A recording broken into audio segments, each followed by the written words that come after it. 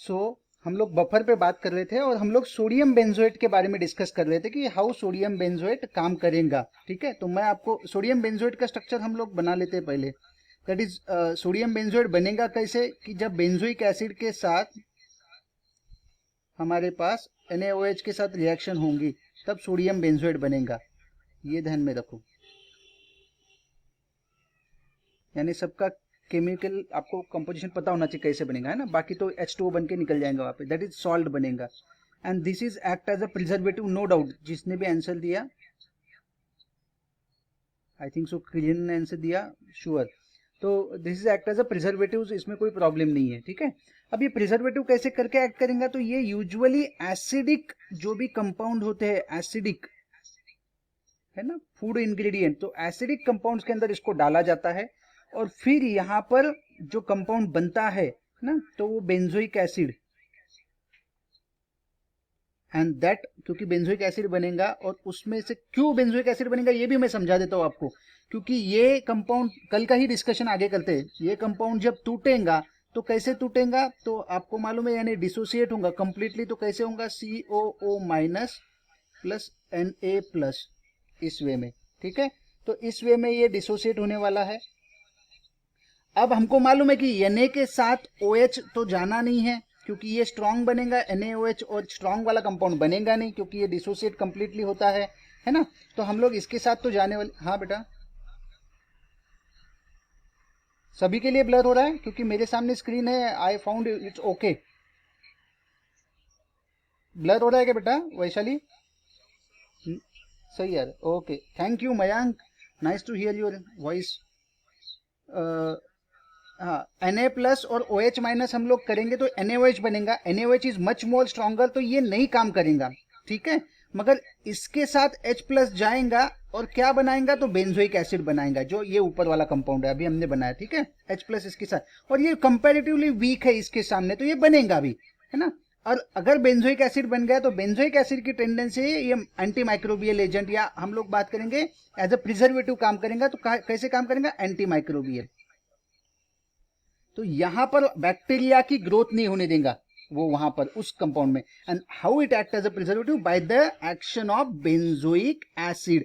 और यही कंसेप्ट है आपका जो हम लोग डिस्कस कर रहे हैं बफर के अंदर। अभी बफर से अच्छा हमने बोला था कि कल जो हम लोग salt of weak acid and strong base, है ना, तो ये वीक एसिड है, ये स्ट्रॉन्ग बेस है, और इसका सॉल्ट बनाया हमने सोडियम बेंजोएट, और उसको काम किया एज अ प्रिजर्वेटिव। तो अगर आपको क्वेश्चन आता है and if you are the student of से हाई इंटेलेक्चुअल, तो सिर्फ इतना ही लिख के मत छोड़ो कि वो प्रिजर्वेटिव करके काम करेगा and antibacterial, no doubt mark मिलेंगे आपको, बट आपको पूरा स्ट्रक्चर निकालो। बेंजोइक एसिड ये किसके किसके बीच का सॉल्ट है ये बताओ पहले, it is a salt between weak acid and strong base, और उसको निकाल के आप यहाँ पर उसका स्ट्रक्चर निकालो, और फिर यहाँ पर बताओ कि ये कैसे डिसोसिएशन में जाएगा, और NaOH बनेगा नहीं, बनेगा तो ये COO इसके साथ ही जाएगा, और फिर आपका कंपाउंड ऐसे बनेगा बेंजोइक एसिड। ठीक है, so this is what exactly we discuss about this topic, है ना। अब बफर की डेफिनेशन हमने कल देखी थी, कोई एक बता पाएगा मुझे बफर की डेफिनेशन, कोई भी?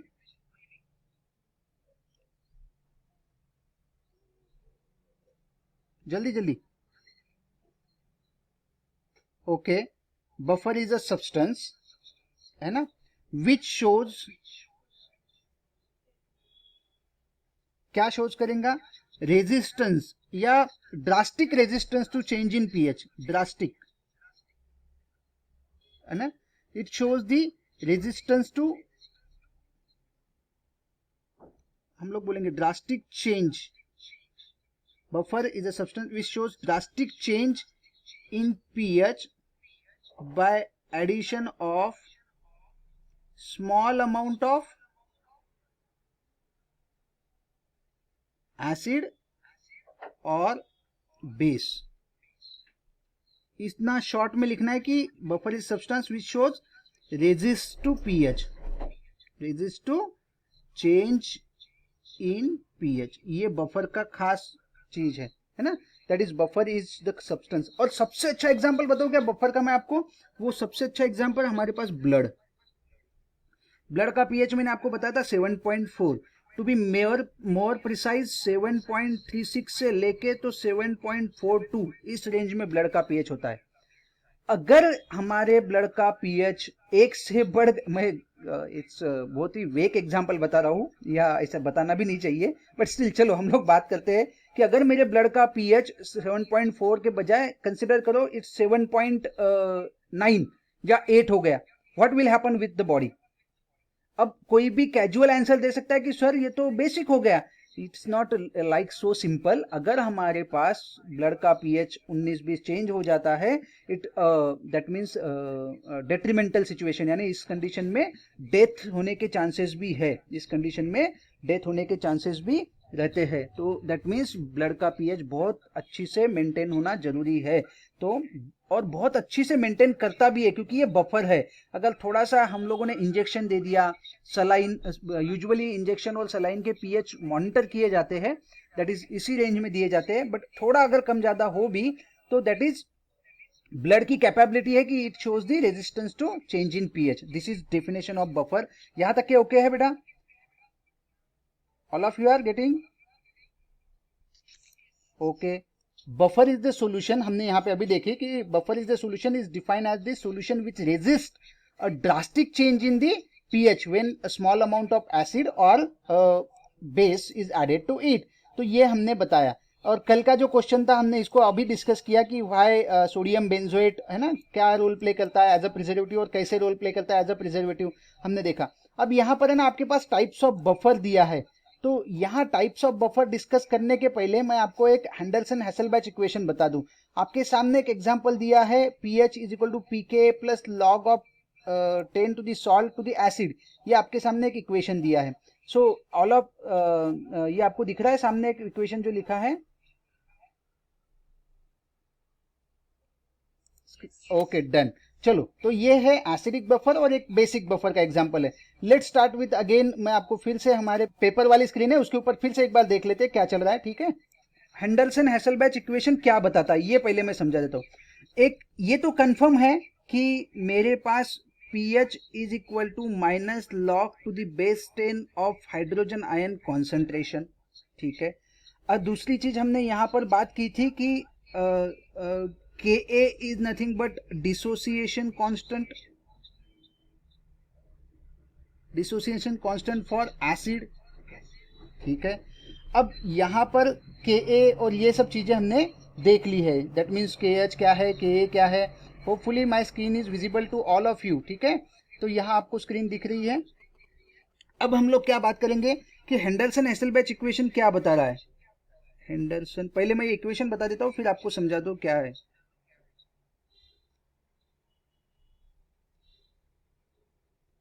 ठीक है, अब ये इक्वेशन क्या बता रहा है, क्योंकि डिसोसिएशन कांस्टेंट की वैल्यू आपको मालूम है कैसे थी। डिसोसिएशन की कांस्टेंट की वैल्यू आपको सामने जो थी वो लगभग इन द फॉर्म ऑफ, जैसे हम लोग बात करेंगे 10 to the power -5, 10 to the power -8, 10 to the ऐसे रेंज में थी। सो जब इतने ये रेंज है, ऐसी रेंज में चलते हैं तो it is very difficult to go into the calculation part. तो ये बहुत ही डिफिकल्ट हो जाता है कैलकुलेशन करने के लिए, ठीक है? तो फॉर दैट रीजन हम लोग इस के वैल्यू को पीके वैल्यू में कन्वर्ट कर देते हैं। PK value is nothing but क्या है? PK value is nothing but minus log of base 10 of the K A, minus log to the base 10 of the K A value. तो अब ये आसान हो गया मुझे, ठीक है? अब ये बहुत ही आसान हो गया हमारे लिए कि ये minus log to the base 10 अब के वैल्यू का हो गया, ठीक है? तो यहाँ आपको पीके वैल्यू का समझ में आ गया, यहाँ आपको के वैल्यू का समझ में आ गया। अब क्या हो रहा है यहाँ पर, हम लोगों को हैंडरसन हैसलबैच इक्वेशन के हिसाब से पीएच का एक इक्वेशन बनाया उन्होंने। PH is equal to pK a plus log of base 10 to the salt by acid. This is, इसका डेरिवेटाइजेशन आपको नहीं है ना? जब हम लोग जेई का देखते हैं क्लास, उसके अंदर मैं इसका डेरिवेटाइजेशन अगर आता है तो मैं इसको कवर करता हूँ कि कैसे इक्वेशन किया, salt of weak acid weak base लिया, फिर कैसे इसको सॉल्व किया और ये इक्वेशन कैसे आया। अभी आपको ये इक्वेशन ध्यान में रखना है, ठीक है? और अगर हम लोग यहाँ पर that means P H is equal to P K plus log of salt plus acid लिया, ऐसे ही अगर मैं बात करूँ P O H is equal to P K B plus log to the base 10, यहाँ पर हम वापस वही लिखेंगे salt divided by base. These are the two equations which are very important for our calculation part of view point of view. तो ये हम लोग हेंडरसन हेसलबैच इक्वेशन आए.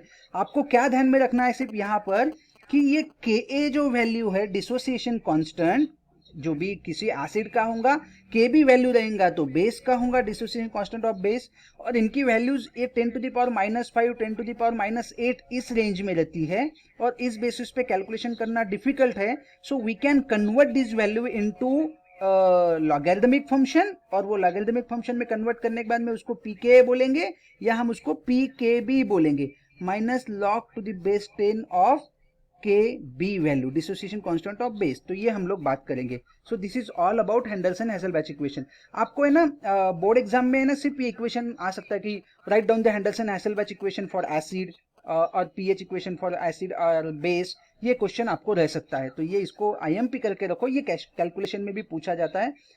Let's go with the again your book part.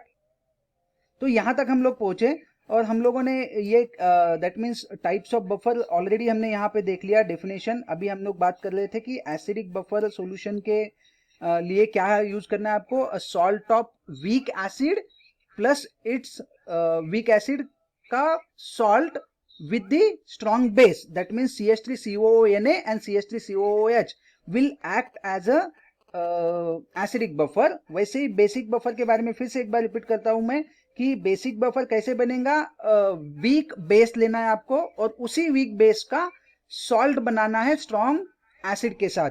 सो वो जो solution रहेगा that will act as a basic buffer, और ये चेंज इन पीएच शो करेगा. और हेंडरसन हेसलबैच इक्वेशन हमने यहाँ से कवर किए. नाउ बफर एक्शन के बारे में फिर से हम लोग यहाँ आ जाते हैं और हम लोग देखेंगे how it act as a buffer action. ठीक है, बारे में बफर एक्शन. अब मुझे बताओ बफर एक्शन के बारे में. आपने पहले हम लोग बात करेंगे एसिडिक बफर के बारे में.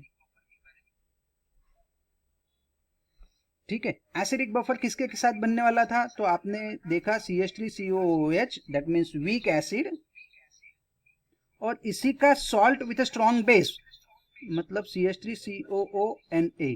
ठीक है, तो ये हमारे पास वीक एसिड का सॉल्ट है विथ स्ट्रॉन्ग बेस. ठीक है, ये हमने बना लिया. अब यहां पर ये कंपाउंड बन गया. अब हम लोग क्या बोलेंगे कि जब ये तो कंप्लीटली डिसोसिएट होने वाला है, CH3COO माइनस और Na प्लस, ये ऐसे डिसोसिएट होने वाला है. ठीक है, अब क्या हुआ यहां पर कि आप इसके अंदर स्मॉल अमाउंट ऑफ एसिड डालो, यानी बफर एक्शन ढूंढना है ना हमको, तो स्मॉल अमाउंट ऑफ एसिड डालेंगे. अब एसिड डालोगे मतलब H+ डालोगे, सही है क्या? यस, हम लोग H+ डालेंगे तभी उसको एसिड बोला जाएगा. अगर मैं H+ डाल देता हूं इसके अंदर, यानी एसिड डाल दिया, तो ये कंपाउंड बनेगा यहां. दैट मीन्स ये बन गया CH3COOH. ठीक है, यानी इसने टॉलरेट कर लिया जो स्मॉल अमाउंट ऑफ एसिड आपने डाला था H+, तो ये कंपाउंड रिएक्शन में चले गया और ये और क्या शो करेगा, resist to change in pH. अगर मैं इस कंपाउंड के अंदर बेस डालता हूं, बेस का मतलब क्या होगा, OH. अब OH माइनस जो है वो इसके साथ तो जाने वाला नहीं है, NaOH तो बनाना नहीं है उसने, सही है ना, NaOH बनाना नहीं है. तो ये OH किसके साथ जाएगा, तो ये OH जाएगा हमारे पास,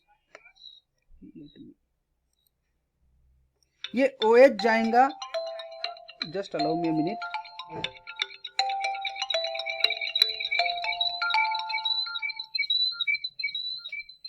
ओके, सो ये OH जाएगा इस एसिड के साथ जो बना है ऊपर आपके पास. क्या बनेगा यहां पर आप देखो, CH3COOH प्लस OH माइनस. तो इससे क्या बनेगा कि ये OH और ये H ये बना लेंगे H2O, ये बना लेंगे H2O. और बचा क्या आपके पास, तो फिर से आपके पास बचा ये वाला कंपाउंड CH3COO माइनस. कौन सा, ये वाला कंपाउंड यहाँ से जो बचेगा वो ये बच गए। यानी अल्टीमेटली आप इसमें एसिड डालो स्मॉल अमाउंट या बेस डालो स्मॉल अमाउंट, तो कंपाउंड शो करेगा change in resist to change in pH, and this is to be called as buffer action. तो आपको क्वेश्चन रह सकता है कि right about the buffer action. पहले तो डिफाइन बफर। सो बफर हम लोग बोल देंगे कि buffer are the substances which shows drastic change in the pH by addition, which resist to show the drastic change in pH by addition of small amount of acid or small amount of base. And what do you mean by buffer action? Let us consider an example of acidic buffer. आप acidic buffer का example ले सकते हो।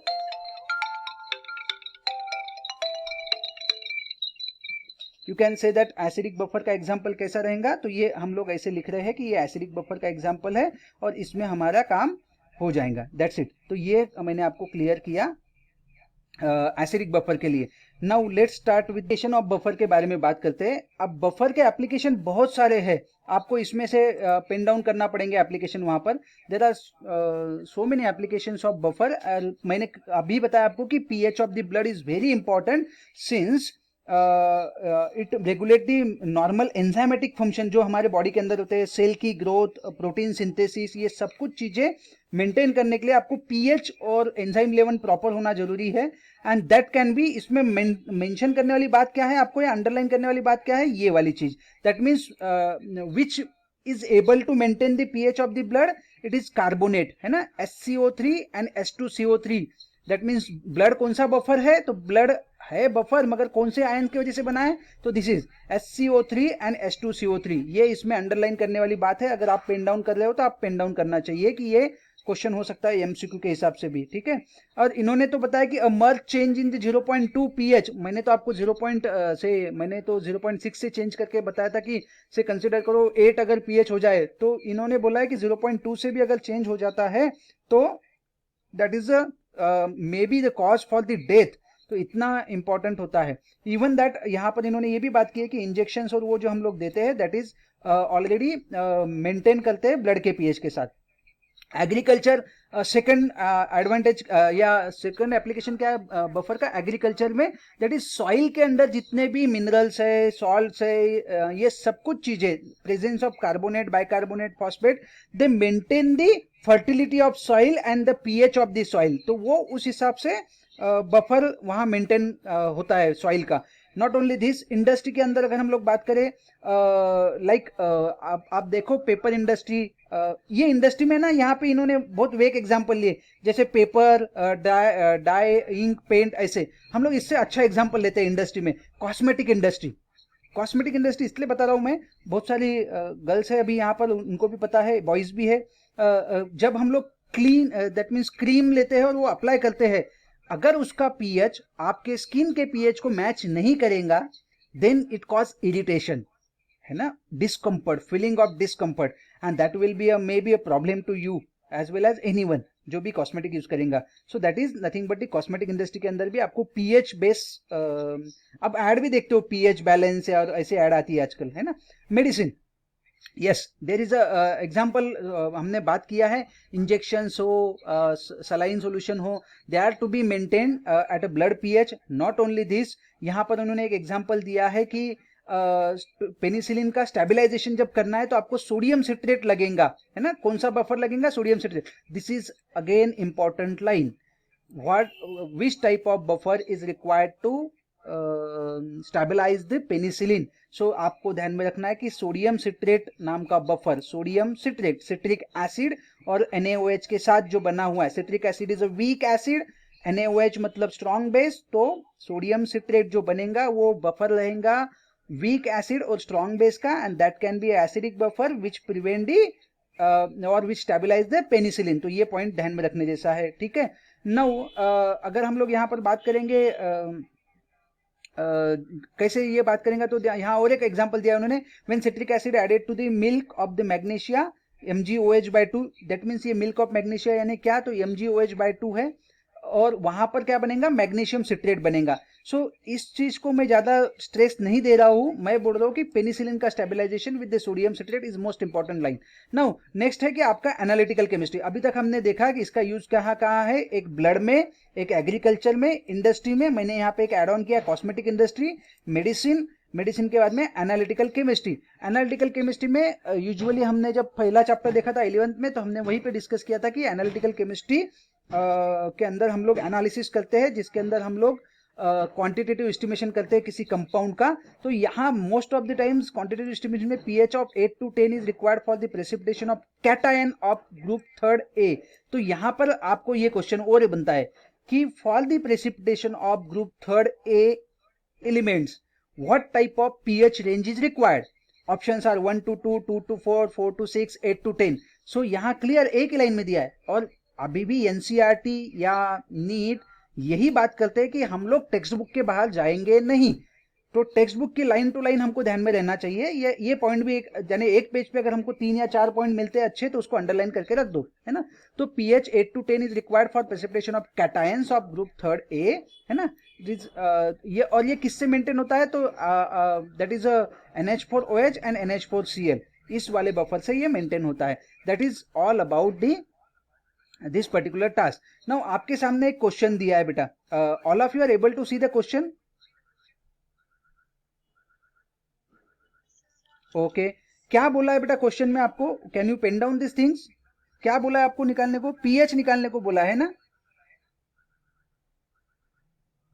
किसका निकालने को बोला है? बफर सॉल्यूशन, जिसका मोलार कॉन्सेंट्रेशन उन्होंने दिया है, मोल कितना दिया है कि 0.05 मोल उसके अंदर NaF है, ठीक है। और क्या दिया है उसके अंदर? HF दिया है 0.015 मोल HF। अब मुझे बताओ NaF क्या है?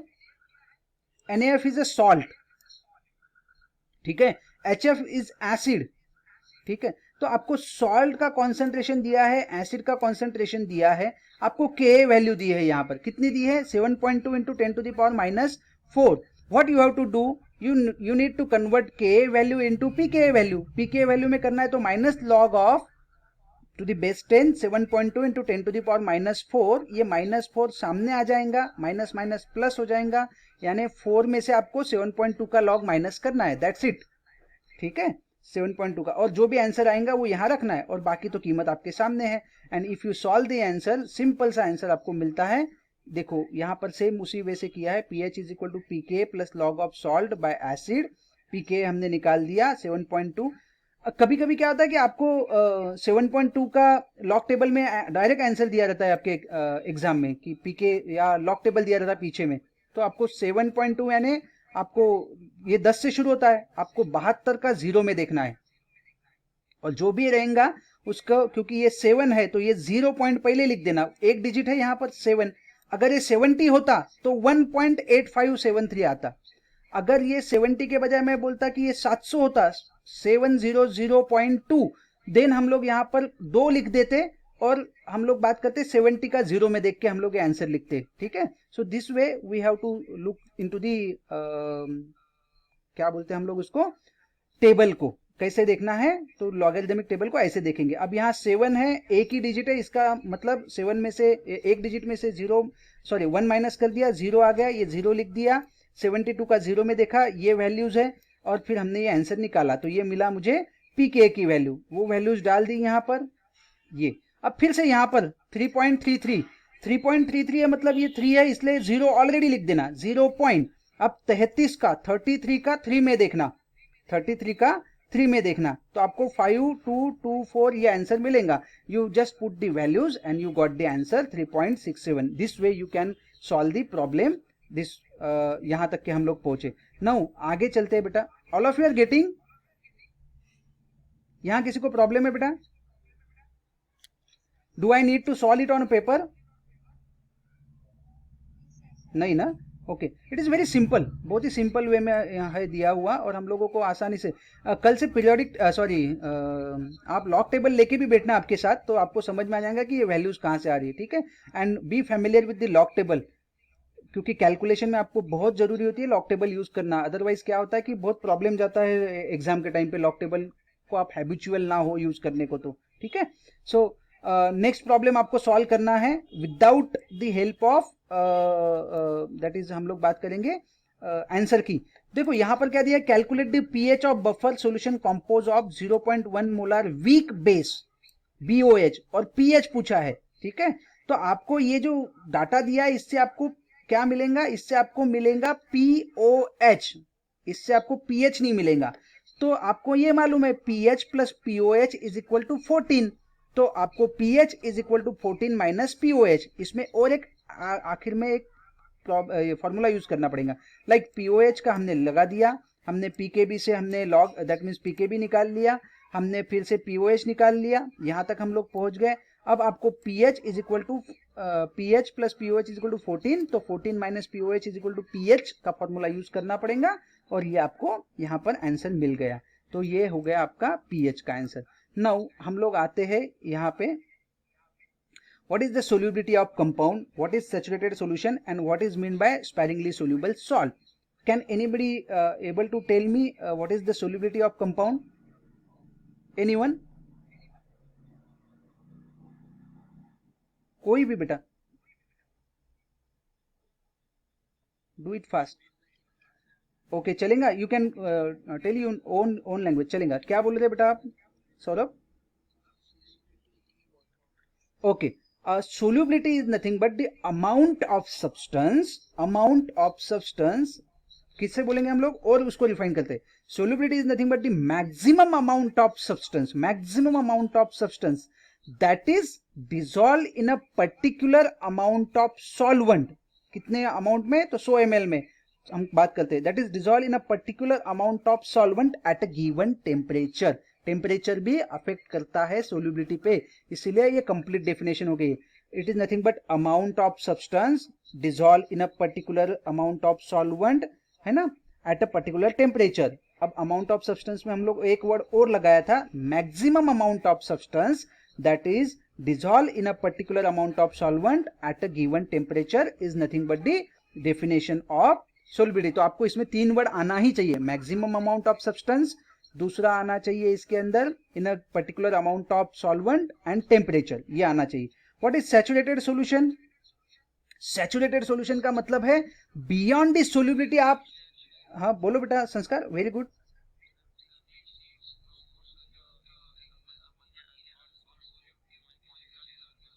ओके ओके ओके, तो हम लोग सैचुरेटेड में बात करेंगे दैट एट एनी मोमेंट, है ना, हम लोग दैट मीन्स उसके ऊपर उसमें हम लोग सोल्यूट डाल ही नहीं सकते। एज वेरी गुड संस्कार सेड दैट कि उसके ऊपर हम लोग डाल ही नहीं सकते। This is nothing but the concentration of solute in the solution above which there is no possible chances to enter the solute into the solution, it is to be called saturated solution। अब ये बनाने के लिए आपको आसानी से नहीं बनेगा, you need to use some tricks like heat करो, को सॉल्वेंट डालो या और कुछ करो, दैट मीन्स आपको ये चीज करना पड़ेगी, ठीक है। तो this is what saturated solution. What mean by the sparingly soluble? Sparingly मतलब हल्का, very good very good very good. Sparingly मतलब जो कम सोल्यूबल है, दैट मीन्स स्पैरिंगली का मतलब जो सॉल्ट, जैसे आप है ना बोरिक एसिड डालो पानी में, नमक डालो, आप डालो सोल्यूबल होते रह रहा, that means it is freely soluble, freely, है ना, वेरी फ्रीली बोला तो भी चलेगा। मगर जो कंपाउंड पानी में डालने के बाद हल्का सा एक पिंच डाला और सोल्यूबल ही नहीं हो रहा, तो उसको यानी बहुत मेहनत लग रही है उसको सोल्यूबल करने को, उसको हम लोग बोलेंगे स्पैरिंगली सोल्यूबल। और जो डालने के बाद में सोल्यूबल हुआ ही नहीं, जैसे टाल्कम पाउडर आप डालो ग्लास में, लो कांच के ग्लास में और एक पिंच डालो और ट्राई करो सोल्यूबल करने का, वो कुछ भी करो आप जाएगा ही नहीं उसके अंदर, that is it is insoluble, practically insoluble. तो स्पैरिंगली का मतलब होता है बहुत कम सोल्यूबल। तो what mean by the sparingly soluble salt? They undergoes very less solution और they are very less soluble in a given solvent, it is to be called sparingly soluble, ठीक है। सो यहां तक के हम लोग पहुंचे, या उन्होंने कुछ चीजें बताई है आपके पास कि डिसोल्यूशन प्रोसेस कैसे होते हैं, तो किडनी स्टोन कैसे बनता है, किडनी, ये भी अंडरलाइन करने जैसी चीज है, मगर ये आपको पता है कैल्शियम ऑक्सैलेट क्रिस्टल से किडनी स्टोन होता है। ये एक है कि अंडरलाइन करने जैसी चीज इसके अंदर कि enamel is made up from hydroxyapatite, जिसका फॉर्मूला है Ca5PO4/3OH। Sometimes they may ask you enamel is made up from, or sometimes they directly give the answer. Enamel is made up from hydroxyapatite having the following molecular formula.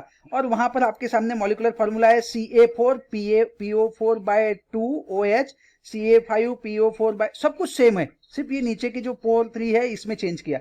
हमको तो इतना confirm है कि हमको आ जाता है कि सर ने बोला था CaPO4 ऐसा कुछ है, बट एट दैट टाइम आपको सब सेम लगते हैं इसमें, क्योंकि क्वेश्चन सेटर जो रहते हैं ना, या क्वेश्चन जो बनाते हैं वो भी बहुत स्मार्ट है.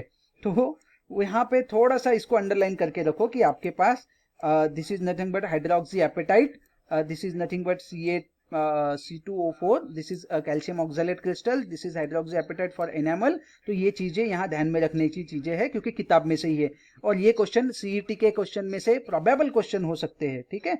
Now solubility equilibria. I hope आज का हमारा टाइम खत्म हो चुका है. कल हम लोग सोल्यूबिलिटी इक्विलिब्रिया, मैंने ऑलरेडी है ना ये जेई के लेक्चर में बहुत अच्छी से कवर किया है, मगर फिर भी हम लोग कल, ये चैप्टर खत्म हो जाएगा हमारा केमिकल इक्विलिब्रियम, तो कल हम लोग इसको कवर करेंगे. उसके तुरंत बाद यानी कल वेंसडे और थर्सडे को प्योरली जेई का क्लास रहने वाला है, सिर्फ जेई के स्टूडेंट्स के लिए. ठीक है. तो थर्सडे को हम लोग जेई वालों के साथ मिलेंगे. तो राइट नाउ ओके बेटा.